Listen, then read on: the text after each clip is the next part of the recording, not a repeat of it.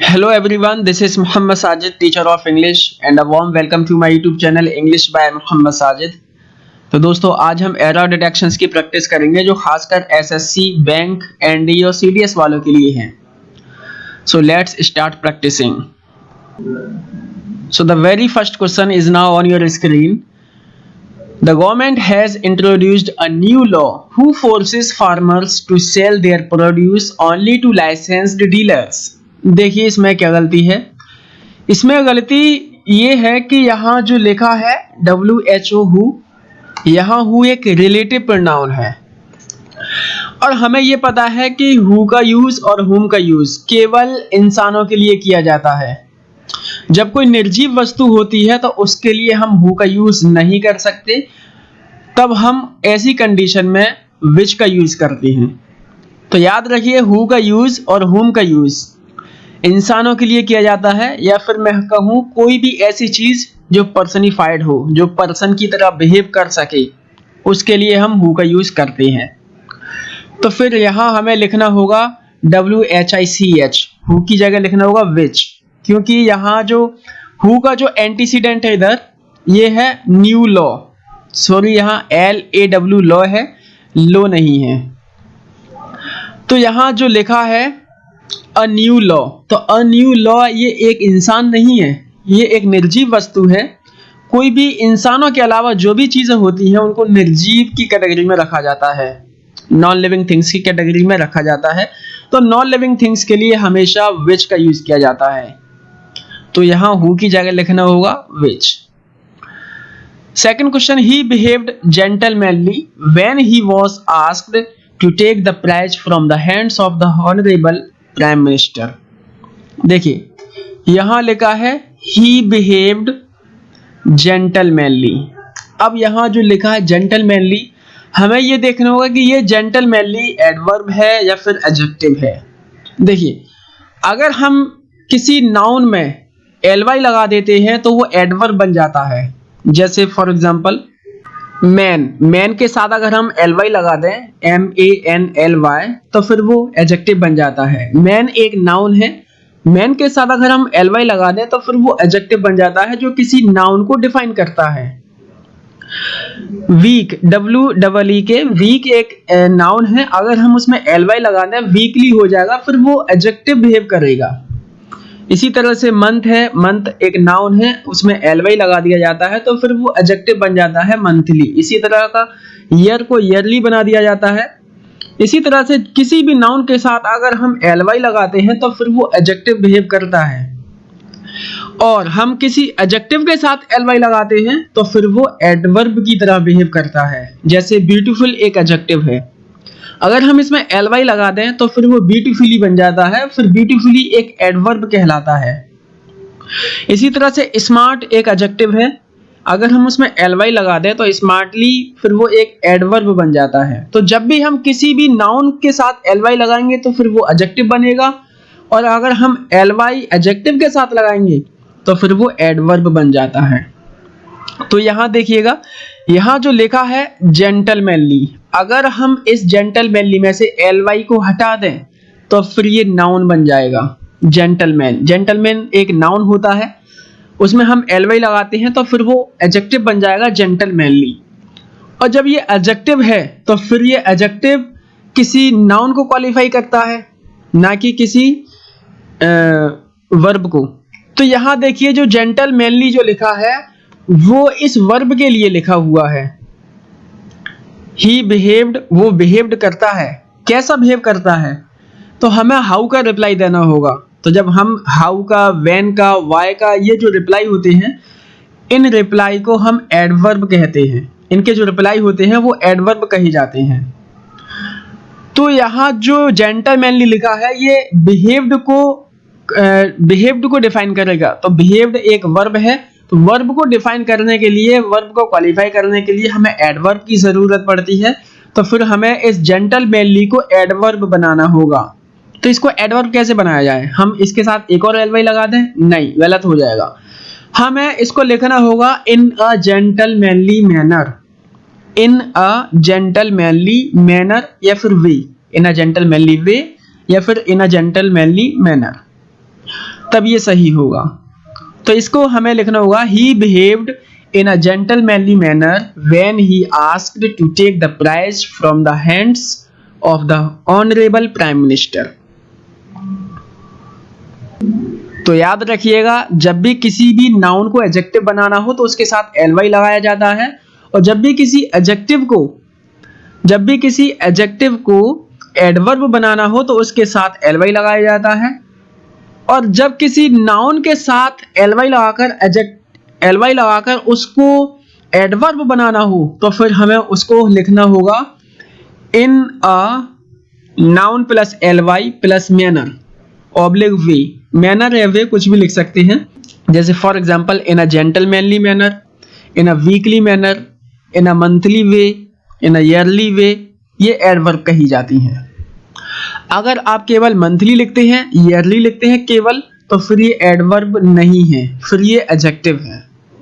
तो याद रखिएगा, जब भी हम किसी भी नाउन को एडजेक्टिव बनाएंगे तो एलवाई लगाएंगे, एडजेक्टिव को एडवर्ब बनाएंगे तब भी एलवाई लगाएंगे। लेकिन अगर किसी नाउन को एलवाई लगाकर उसी को एडवर्ब बनाना है तो फिर हमें in a plus noun plus LY plus manner oblique way, इस तरह से हमें कंस्ट्रक्शन को बनाना होगा। Question number 3, there were only 2 students in the classroom and every student has to take maths class. देखिए, यहाँ 2 स्टूडेंट्स की बात की गई है, सिर्फ 2 स्टूडेंट्स की। और जब कोई 2 चीजों की बात की जाती है तब हम उस कंडीशन में एवरी का यूज नहीं करते। एवरी का यूज किया जाता है जब चीजें 2 से ज्यादा हों, तब चीजें 2 से 2 हों तब हम उस कंडीशन में ईच का यूज करते हैं। अगर चीजें 2 हों तब हम ईच का यूज करते हैं। ईच का यूज हम 2 के लिए भी करते हैं और 2 से ज्यादा के लिए भी करते हैं, लेकिन एवरी का यूज हम 2 से ज्यादा के लिए ही करते हैं। अगर 2 हैं तो ऐसी कंडीशन हम ईच का ही यूज करेंगे। तो हमें यहां लिखना होगा each student has to take maths class. Question number 4, it is a worth reading book and I will buy it even if my pocket does not allow me to buy it. देखिए, worth एक ऐसा adjective होता है जो noun के बाद रखा जाता है। वर्थ एक ऐसा एडजेक्टिव होता है जो नाउन के बाद रखा जाता है। तो इस सेंटेंस में नाउन बुक है तो इसको हमें बुक के बाद रखना होगा। इसकी वर्थ की जो प्लेस होगी वो बुक के बाद ही होगी, जस्ट। फिर वर्थ के बाद जो वर्ब लिखी है रीडिंग, इस रीडिंग को भी हमें वर्थ के बाद ही लिखना होगा। तो सेंटेंस का कंस्ट्रक्शन कुछ इस प्रकार होगा, it is a book worth reading. It is a book worth reading. ठीक। Question number 5, my observation is that bringing a car to a suddenly stop may cause a serious accident. देखिएगा, my observation is that, यहां तक तो sentence सही है। आगे लिखा है bringing a car to a, अब फिर यहां एक आर्टिकल लिखा है ए, तो इसका मतलब ये है कि आगे कहीं ना कहीं नाउन दिया होगा। तो जी हाँ, नाउन ये दिया है स्टॉप। आगे इसके लिए वर्ब दी है मे cause a serious accident. A serious accident उस वर्ब का, कॉज का ऑब्जेक्ट है। अब यहां देखिए, यहां जो स्टॉप ये लिखा है ये एक नाउन है, ये एक नाउन है। तो नाउन को क्वालिफाई करने के लिए हमें एडवर्ब लिखना होता है या फिर एडजेक्टिव। तो नाउन को क्वालिफाई करने के लिए एडवर्ब नहीं, हमें एडजेक्टिव की जरूरत पड़ती है। जैसे फॉर एग्जांपल मैं कहूं she is a beautiful girl, तो यहां गर्ल क्या है, नाउन, और गर्ल से पहले हमने क्या लिखा, ब्यूटीफुल। तो ब्यूटीफुल क्या है, एक एडजेक्टिव है जो इसकी विशेषता बता रहा है। अगर हम इसको ऐसे लिखें she is a beautifully girl, तो फिर वो गलत होगा, क्योंकि ब्यूटीफुली एक एडवर्ब है और एडवर्ब किसी भी नाउन को क्वालिफाई नहीं करती। नाउन को क्वालिफाई करने के लिए एडजेक्टिव का ही यूज किया जाता है। तो यहाँ जो सडनली लिखा है ये एक एडवर्ब है, तो फिर हमें इसको एडजेक्टिव बनाना होगा। अब हम किसी एडवर्ब को एडजेक्टिव बनाएंगे तो उसके लिए हमें यहां से ly को रिमूव करना होगा, तो ये एडजेक्टिव बन जाएगा। तो इसको हमें सही करके ऐसे लिखना होगा, my observation is that bringing a car to a sudden stop may cause a serious accident. तो यहां से हमें सडनली में से ly को हटाना होगा, हमें लिखना होगा sudden. 6th, I have already spent 2.5 hours। Sorry, यहाँ एन आवर लिखा है, हमें यहाँ लिखना होगा 2.5 hours। ठीक है, तो यहाँ ये गलती है, टाइप करने में गलती है, इसको आवर्स मान लेना, OHOURS। ठीक है, hours. Sitting an ideal here and now I am not going to wait for you anymore। अब यहाँ जो anymore का यूज किया गया है ना, anymore और any longer, इन दोनों में अंतर होता है। अंतर इनके अंतर को जान लीजिएगा। anymore का यूज किया जाता है किसी नंबर के लिए। जब कोई नंबर होता है, जैसे मान के चलिए कोई अमाउंट होता है, अमाउंट हो, क्वांटिटी हो, उसके लिए हम anymore का यूज करते हैं कि मुझे इससे ज्यादा कोई चीजें नहीं चाहिए, तब हम anymore का यूज करते हैं। लेकिन समय के रिस्पेक्ट में, टाइम के रिस्पेक्ट में हम anymore नहीं, any longer का यूज करते हैं। any longer, I am not going to wait for you any longer। अब मैं आपका इससे ज्यादा वेट नहीं कर पाऊंगा। तो यहाँ वेट करना क्या, एक समय से संबंधित है। यहाँ एक टाइम के रिस्पेक्ट में बात की गई है। जब टाइम के रिस्पेक्ट में बात हो तब हम anymore नहीं, any longer का यूज किया जाता है, और जब टाइम के रिस्पेक्ट में बात ना हो तब हम anymore का यूज कर सकते हैं। लेकिन टाइम के रिस्पेक्ट में anymore नहीं, any longer का यूज करना होगा। तो हमें इस anymore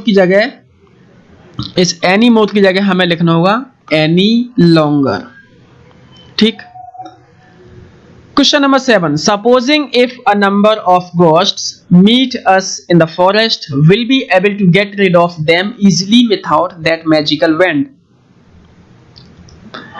देखिएगा, यहां जो लिखा है supposing if, अब आपको ये पता होगा, शायद पता होगा कि supposing के साथ if नहीं आता, या फिर ये कह लो if के साथ supposing नहीं आता, क्योंकि दोनों का एक ही मतलब होता है। या तो लिखें यहाँ केवल supposing या फिर लिखें if। अगर supposing लिखा है तो if को हटा दीजिएगा, अगर if लिखा है तो supposing को हटा दीजिएगा, कोई सा भी आप हटा सकते हैं। तो supposing के साथ if नहीं आता, या फिर ये कह लें if के साथ supposing नहीं आता, क्योंकि दोनों का एक ही मतलब होता है, तो इसको सुपरफ्लुअस कहा जाता है। तो sentence must B supposing a number of ghosts meet us in the forest will be। यहां एक गलती और भी है। गलती यहां यह है कि यहां जो लिखा है will be, इसका सब्जेक्ट तो कहीं लिख ही नहीं पाया हूं मैं, तो प्लीज इसको सही कर लीजिएगा। इसको भी will के बाद लिख लीजिएगा v, WEV, will v, WEV, क्योंकि इस सेंटेंस का सब्जेक्ट नहीं लिख पाया है, क्योंकि ये इंटरोगेटिव सेंटेंस में लिखा है, तो शायद गलती से छूट गया है। तो इसको सही कर लीजिएगा, will we be able to get rid of them easily without that magical wand। ठीक। वैसे इसकी मेन एरर यही थी कि सपोजिंग के साथ if नहीं आता।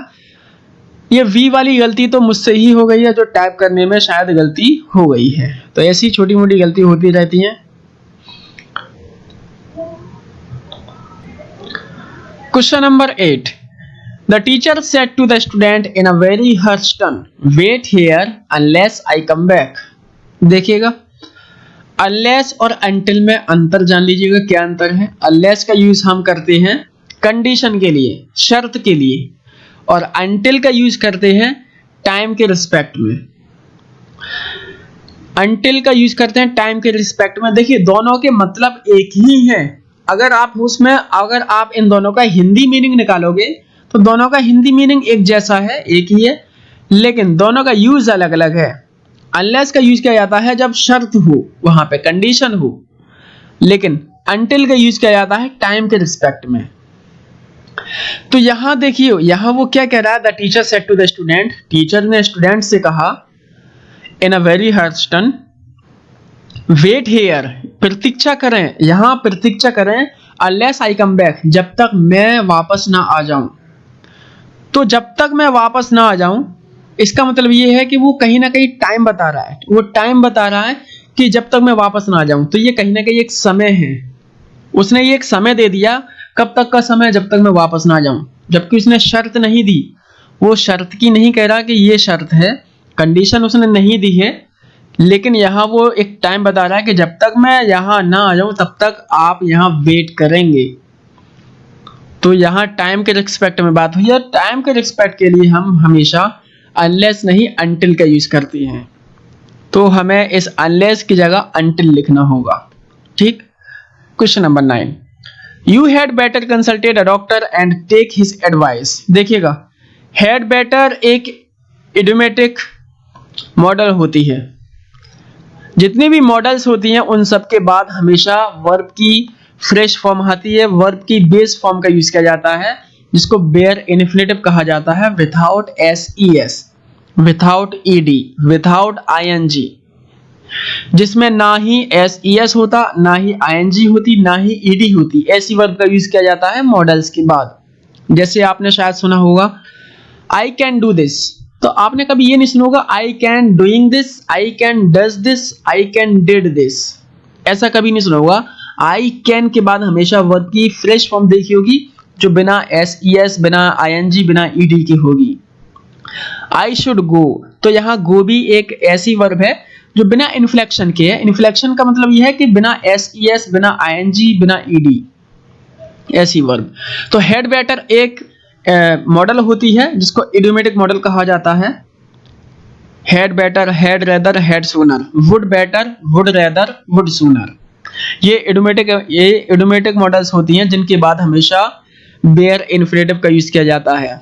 तो हमें यहां लिखना होगा कंसल्ट, ना कि कंसल्टेड, बिना ईडी वाली वर्ब, बिना एस, बिना आईएनजी के। तो you had better consult a doctor and take his advice.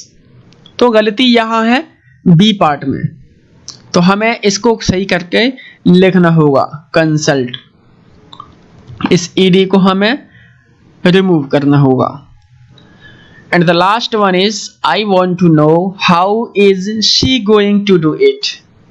देखिए, जब WH वर्ड का यूज किसी सेंटेंस में बीच में किया जाता है, जब उसका सेंटेंस में बीच में यूज होता है, तब वो एक क्वेश्चन नहीं पूछता, वो एक कंजंक्शन के तौर पे यूज किया जाता है। कंजंक्शन के तौर पे यूज किया जाता है, वो जानना चाहता है चीजों को, ना कि पूछता। ठीक है, तो जब वो कंजंक्शन के तौर पे यूज किया जाता है, एज अ कंजंक्शन की तरह यूज होता है उसका, तब हम ऐसी कंडीशन में इंटरोगेटिव सेंटेंस नहीं लिखते, उसके बाद हमेशा सब्जेक्ट लिखा जाता है। तो हमें इस इज की प्लेस को बदलना होगा, इज को हमें लिखना होगा शी के जस्ट बाद। तो इसमें एरर है बी पार्ट में। तो sentence must be I want to know how she is going to do it, इस तरह से लिखना होगा, how she is going to do it.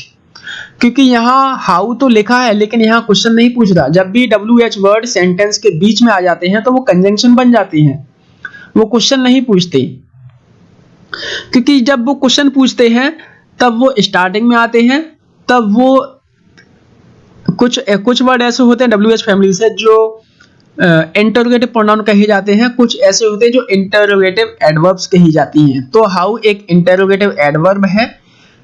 अब एडवर्ब कैसे है, इसको हम प्रोनाउन के चैप्टर में कभी चर्चा करेंगे, इसकी भी हम कि हाउ है, व्हेन है, व्हाई है, ये सारी एडवर्ब्स होती हैं। इंटरोगेटिव एडवर्ब्स कहा जाता है। क्योंकि अगर हम हाउ से क्वेश्चन पूछते हैं तो फिर वो उसका आंसर कोई नाउन नहीं आता। जैसे हाउ आर यू मैं पूछूं, तो हाउ आर यू अगर मैं पूछूंगा तो वो अब आंसर में अपने नाम नहीं बताएगा बल्कि अपने हालात बताएगा कि वो कैसा है। अगर मैं उससे पूछूंगा व्हाट इज योर नेम, तो फिर वो अपना नाम बताएगा। तो एक तो है WHAT व्हाट, तो व्हाट की वजह से वो नाम बता रहा है। एक है HOW हाउ, तो हाउ की वजह से वो नाम नहीं बता रहा, अपने हालात बता रहा है, अपनी कंडीशन बता रहा है। तो जब वो अपना नाम बताता है तब वो प्रोनाउन कहलाया जाता है। जो WH वर्ड है तब वो प्रोनाउन कहलाया जाता है, इंटरोगेटिव प्रोनाउन। जब वो नाउन नहीं आंसर आता, WH वर्ड से जब क्वेश्चन पूछा जाता है, अगर उसका आंसर नाउन ना हो तब वो एडवर्ब है, अगर नाउन हो तो वो एडवर्ब नहीं है, फिर वो प्रोनाउन है। तो इन चीज़ों को हम प्रोनाउन के चैप्टर में चर्चा करेंगे। फिलहाल इतना जान लीजिए कि यहाँ जो WHO लिखा है हाउ, यहाँ ये एक कंजंक्शन है, तो फिर हमें सेंटेंस को असर्टिव फॉर्म में लिखना होगा, she is going to do it. तो इसमें बी पार्ट में एरर है।